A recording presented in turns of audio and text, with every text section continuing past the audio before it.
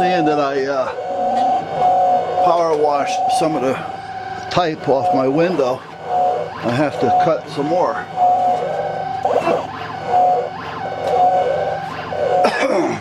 So that's what we're doing here.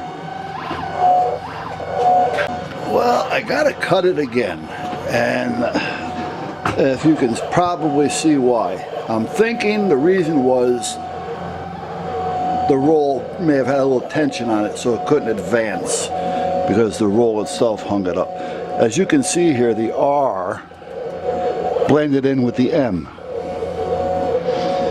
And over here, under classes, hello. So the only thing I can think of, because it's not the font, is that when the rollers were pulling through the feeders, the roll of media may have gotten stuck for a second, and that's what had happened.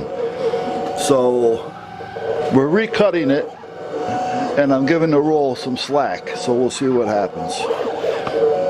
I don't think it's the font. It shouldn't be the font. There's nothing or reason for that to happen other than the roll, like I said. So we'll be back. Alright, so this one does look better, so that was probably it, like I said. Sometimes, the roll sits there and sits there and sits there, and I haven't been doing a lot of cutting, so it could have just kind of like got stuck there for a second. So now I'm not using my actual piece that I use when I do this, so just bear with me for a second here. Let me cut off some of this material that I don't want to really waste it, because I can have use for it, for something small. It's not that this stuff is super expensive, but it's expensive. This is an intermediate, so this cost me, I believe it was $32, I may be off, $32 for a roll of 12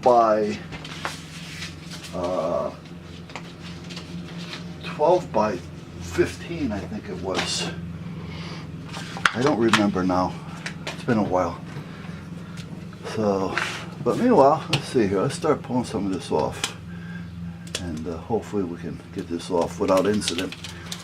Again, I'm not using what I normally use to do this, so I usually have it on a clear piece of healing plastic. And basically when you cut, it heals.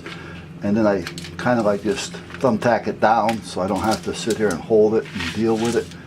But right now, and I'm also working this backwards, which I normally don't do. I work it from forward.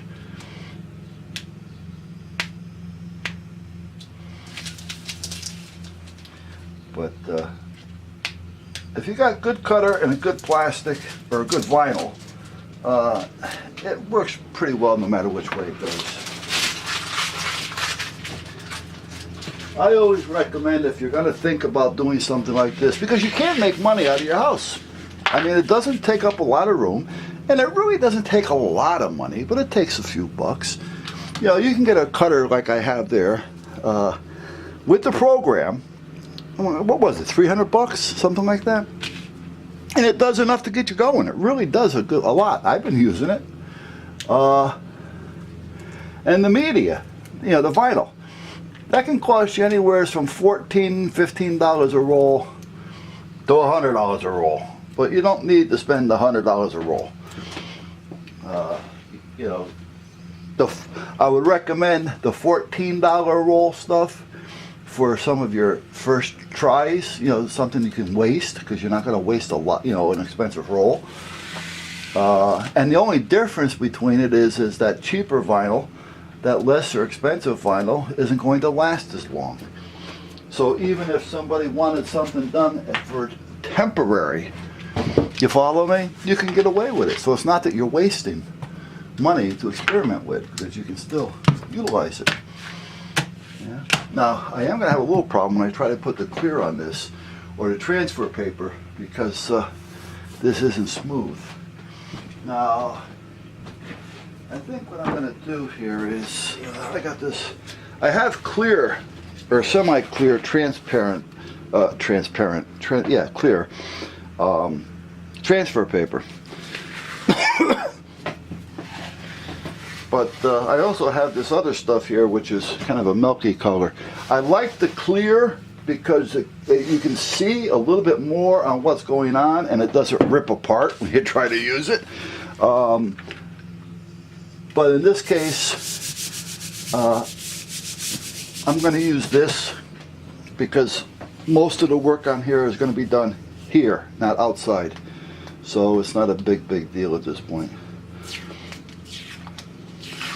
Now this stuff, you can buy a large roll, you know, like a 24-inch or 30-inch roll of this stuff, and cut it.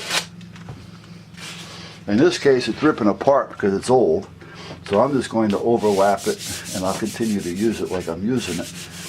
You know, as you can see, I'm sure, you know, it's falling apart on us here.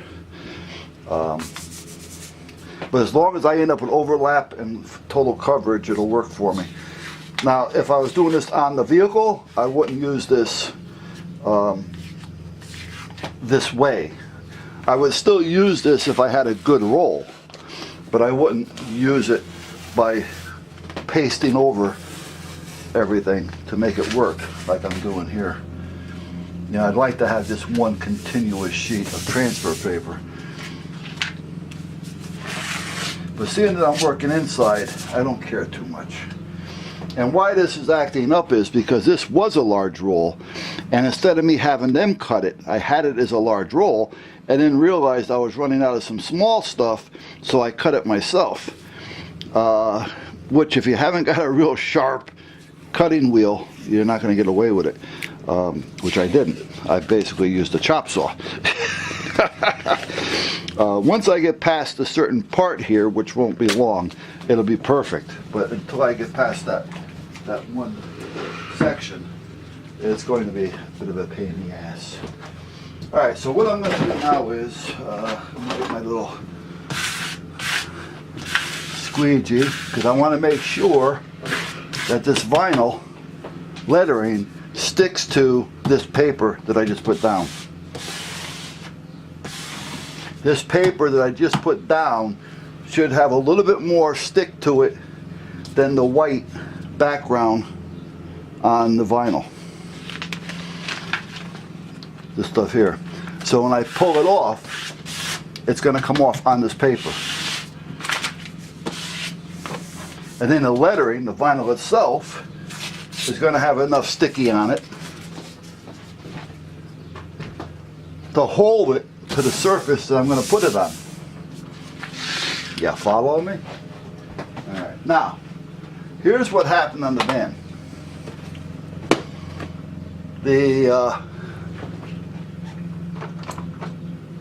I had some translucent lettering. I had the 50/50 vinyl on there with all little holes in it, so you can't see in, but you can see out.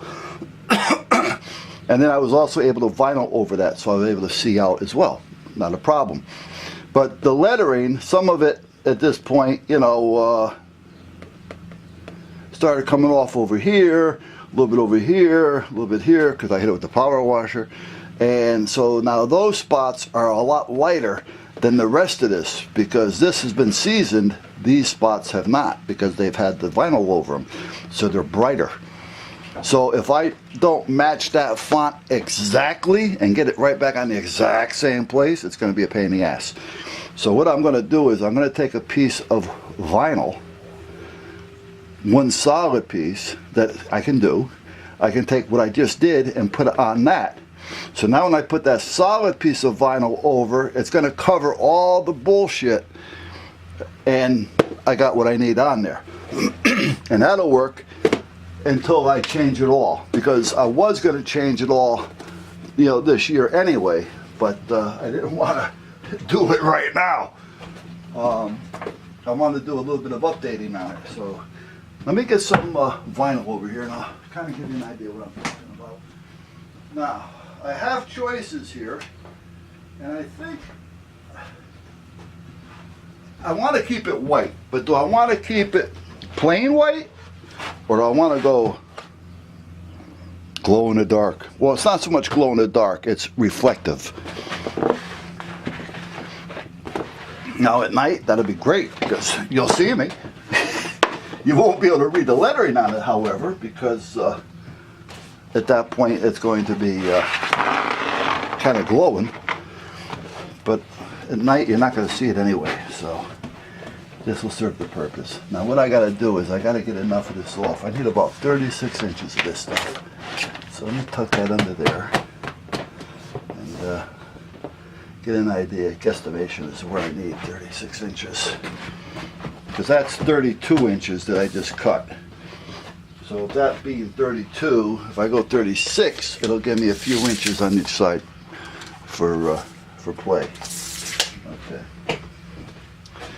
So I'm going to cut this off right about here. And then the whole bottom piece I'm going to save because this is expensive. This is something you really don't want to waste or make a mistake on. Get away with it. Now they have different types of reflective material.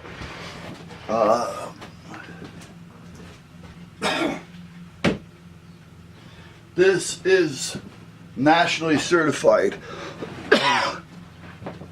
for highway and everything else, airports and what all. So this is actually an actual certified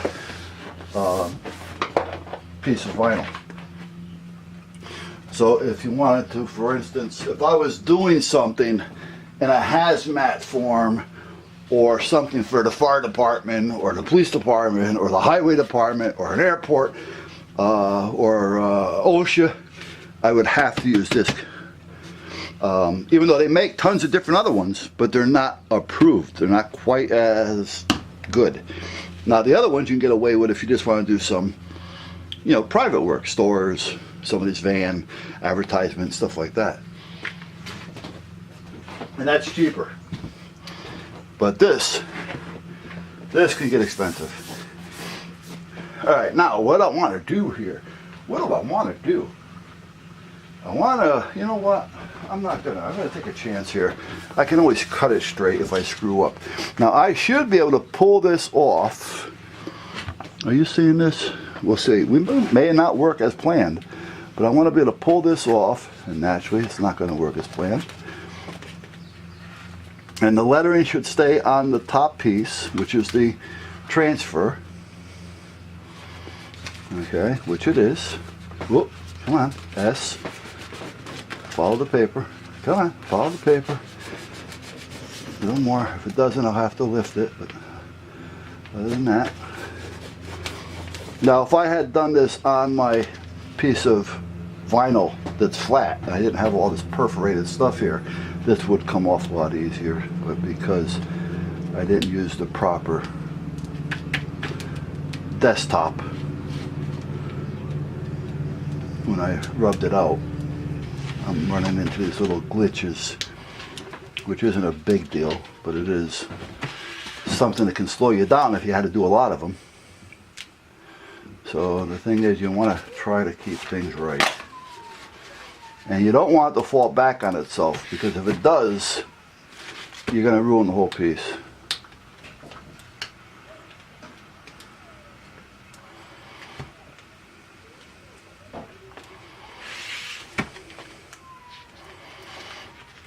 Because the vinyl will stick to itself real quick.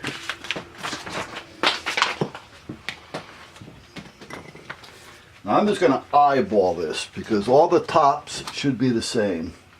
So if I eyeball this to about where I think it should be, which is right about there, and put it down, I should be all set. Now again, this isn't a way that I would recommend you do it. You know, have the right table, have everything that you need. The smoother the surface, the better.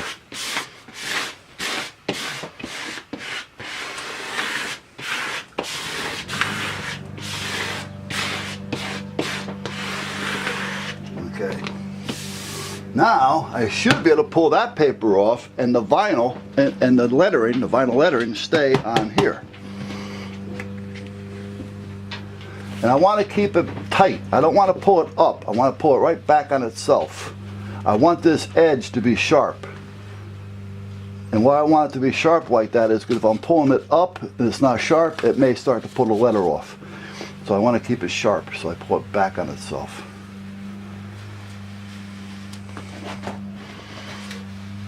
I think I've done a few videos on this already. I'm telling you, you spend 500 bucks, a few pieces of your normal vinyl, you know, you go to your local neighborhood store and, hey, you know what, I can make you a sign like that. Or you make him a little open sign for his door for no charge and you just give it to him. What's it going to cost you? $4 or $5 to make it in an hour, if that? In the beginning, maybe? And now he knows that you can do certain things. Don't take a job on that's too big until you start knowing what the heck you're doing. Now you're going to see little bubbles every now and then. The larger ones you may want to do something with them. Pop them, poke them out, rub them out. You don't want to rub it too much because you don't want to smear or wear the vinyl or stretch it, because it's going to want to find a home and it's going to go back to its original shape. So you get out what you can, what you can't. You take your little poker. You can just give a little poke. Well, I'm going to poke over here. You may not see this, but there's one there, and I can rub it out. Now the other thing is, once it's on a hot vehicle and sitting in the sun, a lot of them are going to just disappear anyway. However, you want it as clean as you can possibly get it in the beginning. You don't want to depend on Mother Nature to straighten it out for you. Alright, so that's how that works. So now what I'm going to do is get my straight edge, and I'm going to start to cut this because I have all this bottom vinyl reflective material that I can use, and that right there is probably $14, $15 worth of vinyl. So that's what we got. So like I said, now this one that's screwed up on the print, there's still some letters here that are good.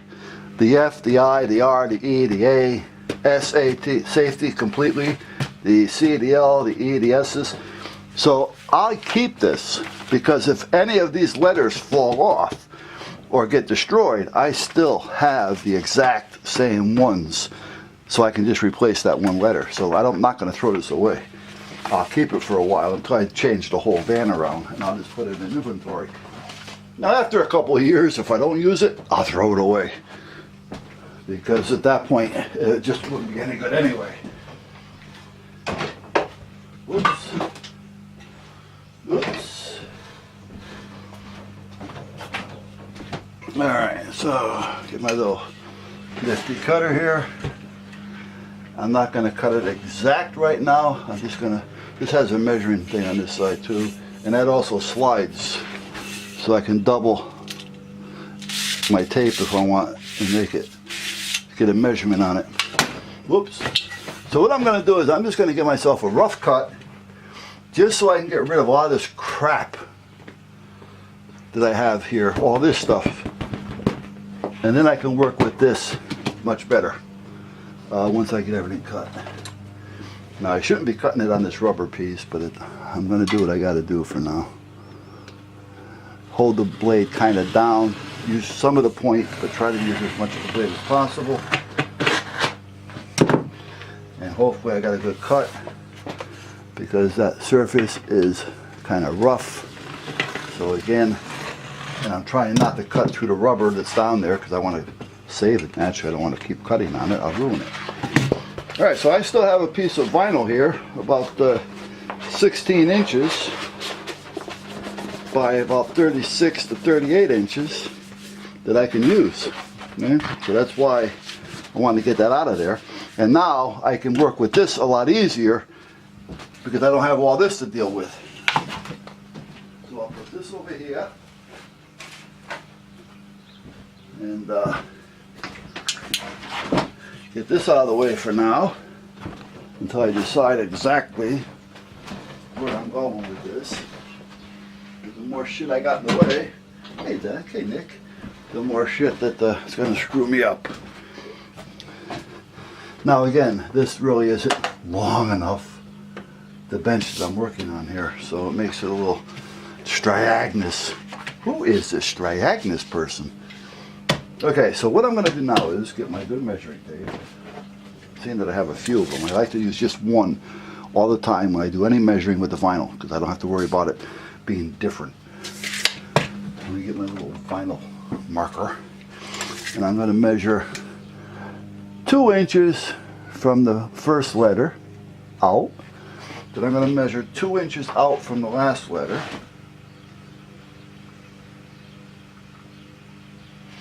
And that's where I'm going to take that off. Now I don't want it just squared edges, square corners, because sometimes square corners will start lifting off and coming off on you. So I don't want just square corners. So this is going to be square, but on the other hand, yeah, that's right, I have another hand. Let me go get my little square. My square. I don't know why I have my square over here. There we go.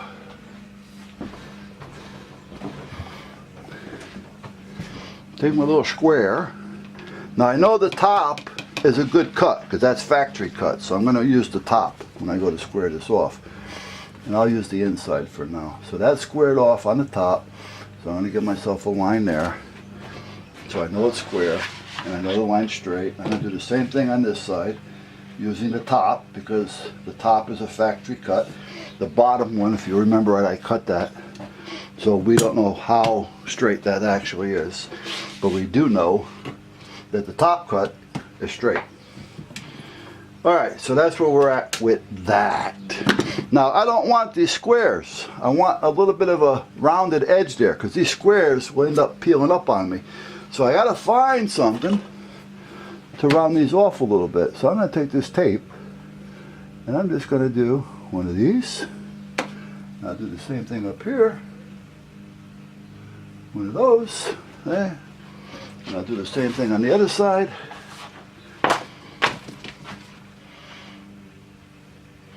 You know, it all depends. As long as I use the same thing, it doesn't make a difference. If I was using different sizes on different corners, then it would be a pain in the ass. All right? If I wanted a bigger circle, well then I'd do something different. If I wanted more of a funnel, I would find something in the shape that I want the edges to be in. That's how that would basically work. All right. Now, I did that, but I'm not finished. So I shouldn't have done it all the way because I don't want all this vinyl down here. I've got approximately 1 inch up here. So I only want about 1 inch. Yeah, 1 inch, right in the money. So I only want about 1 inch down here. Now I don't want 1 inch from here, because if I take 1 inch from there, I'm going to have a problem. Because if you look over here, I got a Y. So you have to pay attention to your lettering. The Y is coming down a lot further. So I have to take my measurement off the bottom of the lowest letter, which means that's probably right about 1 1/4 inches, 1 1/8 inches. It is 1 1/8 inches, so you know what? I'm not even going to bother cutting it. It looks off, but I can't cut it, because if I cut it from 1 inch from here, I'm probably going to lop that right off.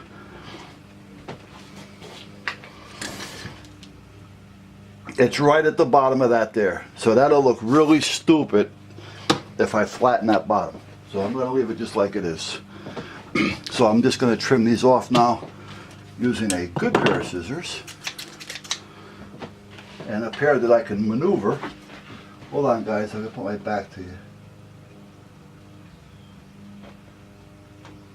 Now they do have dies for this.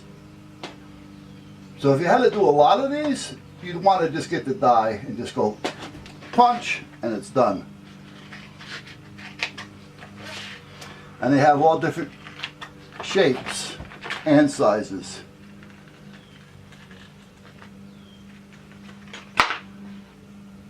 There. So that one's done. Ta-da! Ta-da! Now I gotta do this side. So hold on a minute. I got these scissors at Tractor Supply, and these are great little scissors. It seems like they never go dull. I cut just about everything with them. I do have another pair of scissors though that I normally use when I'm cutting the vinyl. Not the big ones that I just had in my hand earlier. I got a pair of 12-inch. But I have a good pair of little 6-inch, a little bit narrower blades, so you can actually do a lot of zigzag cutting with it easily. There, okay. So that's it, guys. So now when I want to put this on the truck, all I got to do is peel the back off of this, because this will just peel off. It will, trust me. And then I can just stick this whole thing on the truck, and I'm done.